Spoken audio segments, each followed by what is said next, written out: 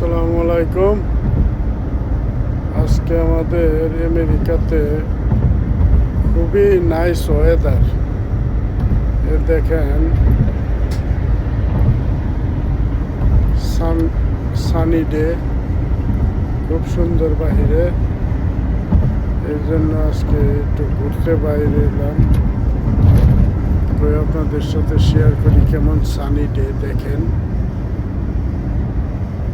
খুব সুন্দর লাগতেছে বাহিরটা, বরফ নাই, বরফগুলা সব গলে গেছে।